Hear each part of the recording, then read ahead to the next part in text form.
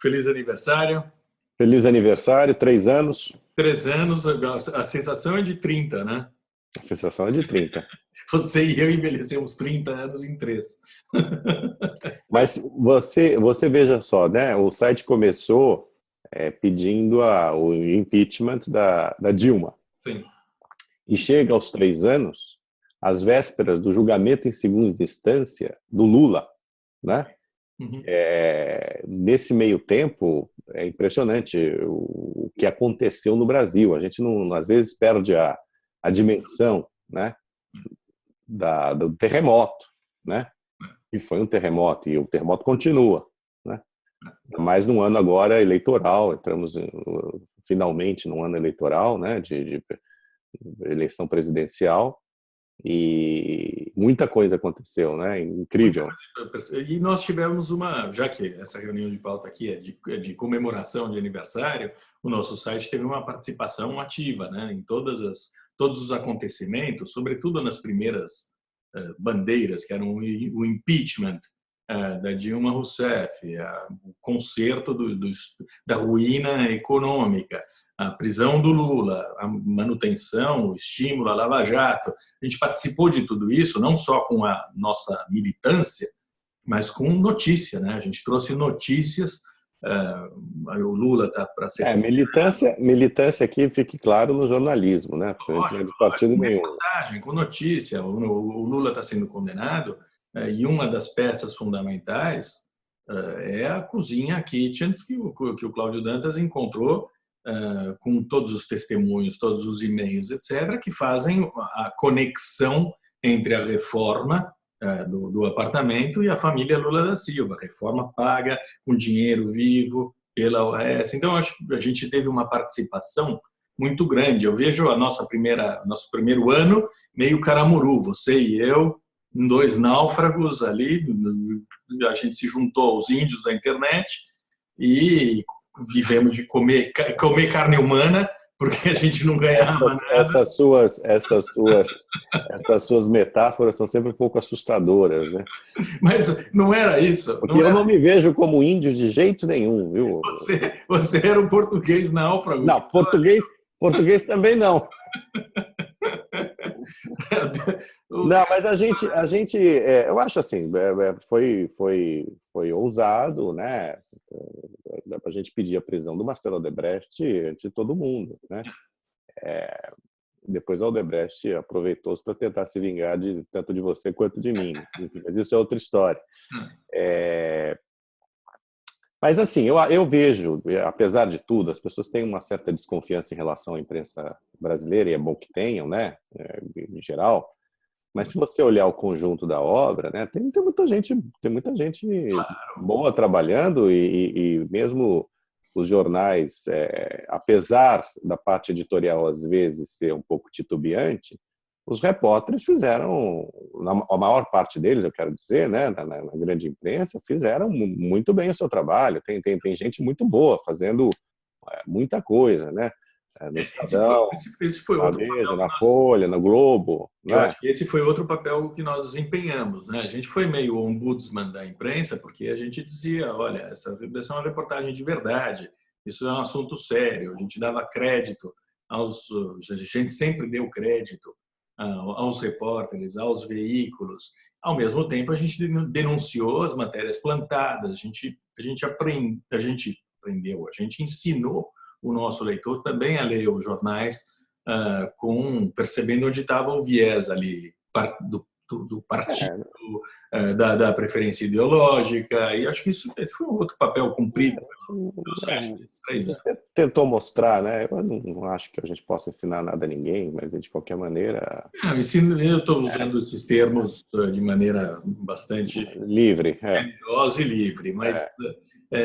Por quê? Porque é nosso aniversário, então a gente pode disparar esses despropósitos. Mas um dos nossos papéis, uma das intenções do nosso site era justamente essa, né? Desde o comecinho, desde antes que ele existisse, quando a gente conversava, nós conversávamos sobre isso e dizíamos, olha, o nosso site tem que colher a essência do jornalismo, tem que fazer jornalismo colhendo a essência É. das reportagens e mostrando o que é fundamental em cada reportagem, e a nossa leitura nessa parte do clipping, da nossa leitura, do nosso comentário sobre a imprensa, eu acho que é um ingrediente fundamental do nosso site, que se une a toda aquela outra de investigação, acho que a gente teve várias funções nesse período, nesses 3 anos. O ano passado foi o da consagração, obviamente, com o impeachment, com a Lava Jato. E este É no retrasado. Retrasado. Você ainda vai estar assinando cheque com data de 2017. Tem razão, retrasado. No ano passado, a gente consolidou. Consolidou empresarialmente, consolidou a equipe, a gente teve... óbvio que nós estávamos menos solitários, porque é muito mais fácil atacar o Michel Temer e era atacar a Dilma Rousseff. Não sei, viu? Não sei, eu discordo de você. Eu discordo de você. O Temer até em função do receio das pessoas, né, da volta do PT, do descalabro econômico e tudo mais, o Temer se beneficiou, apesar de tudo, também de uma proteção, né, por parte, muito estimulada por alguns jornais e blogueiros e tudo mais, se beneficiou de uma proteção que a Dilma tinha só da parte do PT.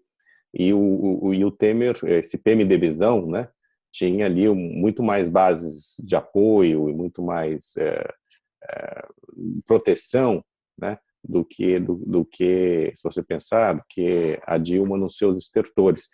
Esse eu acho que é um grande problema nosso, né, brasileiro, é que a gente ainda não entendeu que, de verdade, que para evitar os voos de galinha, a gente precisa combater a corrupção, esteja ela onde estiver, né?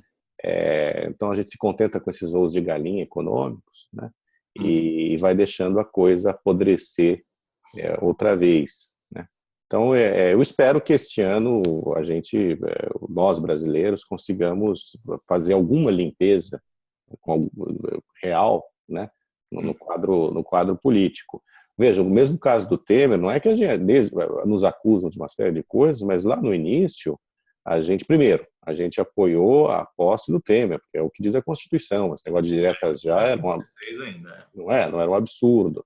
Depois, quando o Temer iniciou o seu mandato, a gente disse, faça as reformas, aproveita que você é impopular, né? Faça a coisa direito, né? E, no entanto, ele mesmo caiu. Alguns dizem que é uma armadilha do Janot. Tá bom, pode até ter ali também, eu acho que tem, né? O Janot tinha ali algumas intenções que talvez não fossem tão republicanas assim, mas o fato é que quem criou a armadilha para ele mesmo foi o Temer, né? Ao ir conversar com o Joesley, aquela história do Rodrigo Rocha Loures, mas aí não dá, né? Aí fica difícil, né? Você, como jornalista, né, não noticiar, não ficar indignado. Acho que a nossa posição, eu não me arrependo minimamente. Não, também não. Dissemos, a melhor saída para o Brasil teria sido a renúncia do Temer, a posse temporária do Rodrigo Maia e dali a eleição de um outro presidente provisório. A gente até sugeriu nomes. O Henrique Meirelles e o Pedro Parente poderiam ter continuado e melhorado essa plataforma de reformas que estava já engatilhada. Deu errado. Ao mesmo tempo, o cara chega aí com 6% de popularidade, né? Deu errado para todo mundo, na verdade. Deu errado para o site, deu errado para os brasileiros, sobretudo, deu errado para o próprio Michel Temer. Não deu errado para o site, não é? Eu não vejo, não é que a gente apoiou ou deixou de apoiar. Naquele momento você vê o que é possível e o que não é possível, né? Também concordo que ali o Temer deveria ter renunciado e não teria tido nenhum abalo, não teria havido nenhum abalo institucional. Isso é uma lorota. Não, o abalo houve. Imagina, porque ele teve de de gastar todo. Não, sim, mas abalo institucional, você entende? Não, qual o problema? É isso, a Constituição prevê, né, que quando o sujeito lá renuncia, o outro lá substitui, pronto, e a gente ia ficar com o Botafogo, sabe-se lá até quando, né? mas não é que o Botafogo também seja grande coisa, mas enfim. Mas era a saída constitucional. Era a saída constitucional, institucional, mas, no entanto, aí enfim, gastamos um dinheirão, né? Eu digo nós, contribuintes, as reformas ainda continuam por ser feitas, né? Embora tenha ali tido um suspirinho de reforma. Essa da Previdência, eu tendo a crer que não passa. A gente acho que captou o momento do contragolpe da organização criminosa contra a Lava Jato, que foi a decisão do TSE de inocentar a chapa da Dilma Rousseff e Michel Temer. Ali foi o grande momento realmente de reorganização do sistema, e a partir de então eles obtiveram várias vitórias no Congresso Nacional. E foi até o final do ano, né? Com a história do indulto de Natal. O final do ano foi um desastre, com as decisões do STF, de soltar todo mundo, com o indulto. Quer dizer, foi realmente desastroso para a legalidade, para o país, e a gente entra em 2018 com essa data, né? 24 de janeiro, o julgamento do Lula no TRF4. Se tudo der certo, e não há por que não dê, o Brasil começa a olhar para frente, né? Vai ter a possibilidade de olhar para frente. Pode fazer uma bobagem atrás da outra, mas pode, com tranquilidade, começar a se organizar para o futuro. O ideal seria que desse 3-0, né, para evitar que houvesse a possibilidade de mais recursos para alongar essa história, né? E no fundo, o Lula deveria ter um gesto de alguma grandeza, né? E enfim, e acabar com essa história, né? Mas enfim, não é ali a gente está dizendo desde o início, quando as pessoas falavam, ele vai fugir para não sei aonde, não, ele vai tentar fugir para o Palácio Planalto. E é exatamente o que ele está tentando fazer, o que é um espanto, né? Ou, no mínimo, negociar de uma posição de força, uma anistia, um indulto, qualquer coisa. O fato é que se não fosse o Lula, quem é, né, ele já estaria preso. Né? Estaria preso, porque ele tentou obstruir a justiça, né? Porque, enfim, as culpas foi são claras. Foi pego no pulo. Não tem... Esse processo de 24 de janeiro, a gente continua lendo em todos os jornais. Não, se trata do triplex, o cacete que se trata do triplex. O triplex é a prova de que ele, como comandante máximo do esquema criminoso, do Petrolão, roubou a Petrobras, se beneficiou da propina da OAS para o... Claro. Não, e depois... Não, porque também é uma discussão maluca, né? Não há provas de que o triplex se refere à propina X. Não, peraí, pessoal. Ali havia, assim, era um caixa. É o mesmo esquema da Odebrecht. Certo? Controladoria, o nome é. Controladoria, ali no caso. É um caixa para que nós tiramos o dinheiro, né, da propina, assim, descontamos o dinheiro do triplex, depois vem do CIT, do Diabo A4, né, desta propina, que veio... Por que foi paga a propina? Porque foi feito o caixa, justamente para que nós pudéssemos fazer o que fizemos na Petrobras. Entre outros. Né? Então, assim, sabe, fica uma coisa completamente maluca. O que tem julgamento é o Petrolão. Não, o Petrolão? É o triplex. Não é o triplex, é o Petrolão. Né? E você achar que o Lula, né, com essa piada, essa conversa mole, né, de que o Lula não sabia o que ocorria na Petrobras, francamente... Desmentida por esse processo. Desmentida por esse processo. Ele sabia, ele fazia, acontecia. Mas, gente, escuta, é um espanto que ainda haja... Que um advogado de defesa tente argumentar é mais do que normal, né? É mais do que natural. Agora, senhores, o quadro de descalabro, né, de destruição, todo o dinheiro que foi devolvido. Essa é a pergunta que a gente sempre tem que fazer. Não existiu o Petrolão, o Lula não sabia. Pessoal, então por que devolveram bilhões? Por que a Lava Jato conseguiu recuperar, sei lá, mais de 11 bilhões de reais? Porque alguém devolveria dinheiro que não roubou. Confessaria os próprios... Confessaria os próprios... porque foram... Léo Pinheiro está preso e confessou o próprio crime, corrompendo o Lula. Tem foto. Não, esse processo ele não admite nenhum tipo de solução, nenhum tipo de veredito que não seja o de condenação. A gente espera que não haja nenhum pedido de vista que adie essa resolução, esse julgamento, a sentença final, e a gente espera também que não haja contradição entre os desembargadores, porque isso pode levar a um adiamento dessa cassação, impugnação dessa candidatura que, de fato, é impensável em qualquer sociedade. Até porque ele será condenado no decorrer do ano, é o que se imagina, né? Em outros processos, como, por exemplo, o do sítio, o do Instituto Lula, né? Não há saída.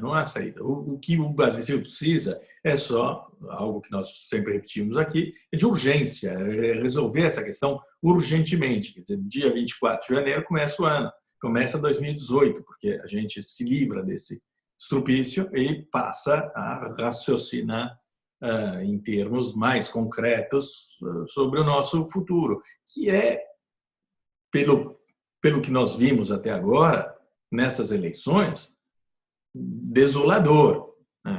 As candidaturas são realmente infames. Mas, em primeiro lugar, se tira o cadáver do caminho, né?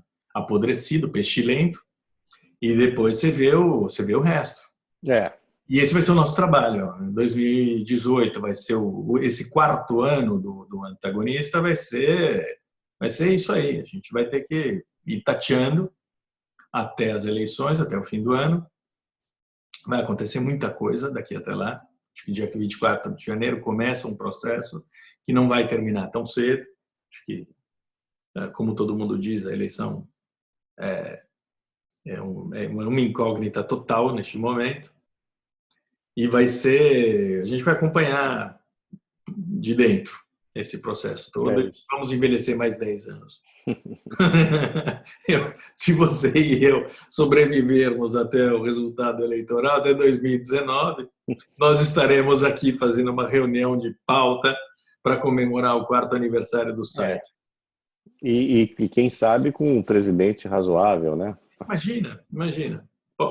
Existe até essa possibilidade.